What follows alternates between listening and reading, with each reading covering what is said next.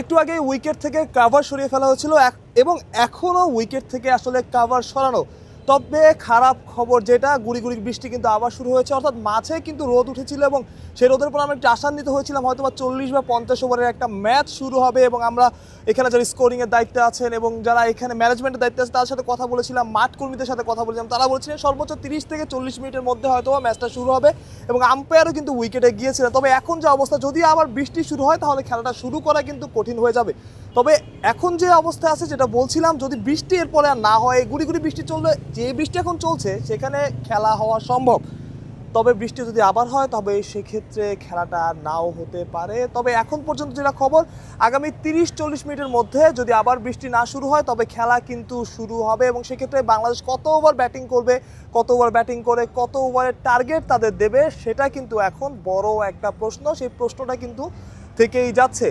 বাংলাদেশ দল দিনের শুরুতে যেভাবে ব্যাট করেছে সেভাবে ব্যাট করা হয়তোবা কেউই এক্সপেক্ট করেনি। বাংলাদেশ দলের থেকে ইতিবাচক একটা ব্যাটিং হয়তোবা সবাই আশা করেছিল, কিন্তু সেই ইতিবাচক বা পজিটিভনেস তাদের মধ্যে দেখা যায়নি। তারা প্রথম থেকে স্লো ক্রিকেট খেলেছে। মুশফিকুর রহিমের কথা যদি বলেন, আজকের দিনের শুরু থেকে মনে হচ্ছিল যে উইকেটে টিকে থাকাটাই তাদের মূল লক্ষ্য, তার চাইতে বড় কোনো লক্ষ্য নাই। ইভেন জেতার জন্য একটা সংগ্রহ তৈরি করা, প্রথম সেশনটা খেলে দ্বিতীয় সেশনে তাদের জন্য সুযোগ তৈরি করে দেওয়া, সেই সুযোগটা কিন্তু তারা নেননি, বরং তারা পজিটিভ ক্রিকেট, যেটা বলা হয় যে খুবই স্লো একটা ক্রিকেট তারা খেলেছেন এবং যে ক্রিকেটটাকে আসলে খুব বেশি বাহবা দেওয়ার সুযোগ না। ইভেন নাজমুল হোসেন শান্ত, তিনি সেঞ্চুরির খুব কাছে আছেন, তিনি হয়তো সেঞ্চুরি করবেন, কিন্তু যেটা দরকার ছিল বাংলাদেশ দলের জন্য, আবার রোদ উঠেছে, যেটা বলে রাখতে চাই যে এই রোদ এই বৃষ্টি, কিন্তু বৃষ্টিও তার খেলা হবে না, বৃষ্টির মধ্যে রোদের মধ্যে যদি বৃষ্টি হয় তাও তো আর খেলা হবে না।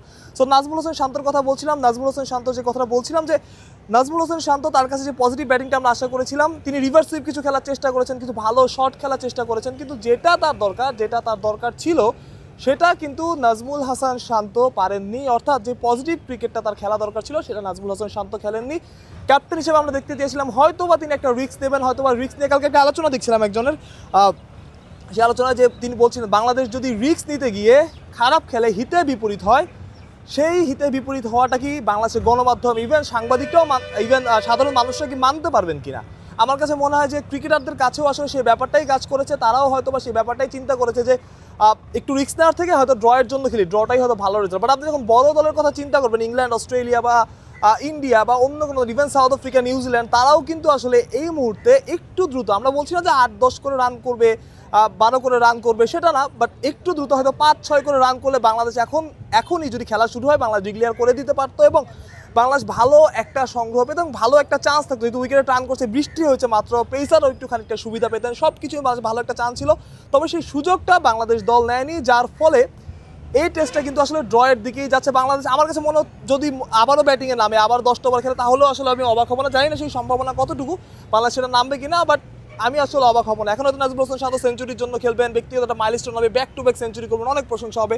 বাট বাংলাদেশের যে সুযোগটা ছিল পজিটিভ একটা ক্রিকেট খেলে ভালো একটা বার্তা দেওয়া, ওয়ার্ল্ড টেস্ট চ্যাম্পিয়নশিপের নতুন সাইকেলটা ভালোভাবে শুরু করা, সেটা কিন্তু নাজমুল হোসেন শান্ত এক হিসেবে পেরেছেন, এক হিসেবে পারেননি। অর্থাৎ পঞ্চম দিনে এসে যে পজিটিভ ক্রিকেটে যদি বাংলাদেশ খেলতো এখান থেকে, তাহলে হয়তো বা নাজমুল হোসেন শান্তর এত সমালোচনা বা এত আলোচনাও আর হতো না। তবে 2 ইনিংসে নাজমুল হোসেন ভালো ব্যাট করেছেন, এর একটা পজিটিভ সাইন। এবং সবচাইতে বড় নেগেটিভ সাইন যেটা আমার কাছে মনে হয়েছে, যে বাংলাদেশ দল চিন্তা করেছে যদি দ্রুত রান তুলতে গিয়ে 2-1 উইকেট হারিয়ে ফেলে, যদি চাপে পড়ে যায়, শ্রীলঙ্কা যদি নেমে ম্যাচটা জিতিয়ে দেয়, সেই চাপ থেকে বাংলাদেশ উত্তর পায়নি। অর্থাৎ নিচের গোড়ার দিকে যে ব্যাটসম্যানদের প্রতি ভরসা, সেই ভরসাটা বাংলাদেশ দল করতে পারেনি। এখন শ্রীলঙ্কা দেখা যাক, শ্রীলঙ্কা যদি ডিক্লেয়ার করে, এখন বাংলাদেশ ইনিংস শ্রীলঙ্কা চেজের জন্য যাবে। যদিও কালকে কামিন্দু ম্যান্ডিস বলেছেন যে শ্রীলঙ্কা যত রানই হোক চেজের জন্য করবে, বাট এখন সেটা আসলে কঠিন। দেখা যাক শ্রীলঙ্কা সেই পথে যায় কিনা। গোল থেকে মানুষ প্রত্যয়, বিডি ক্রিক টাইম।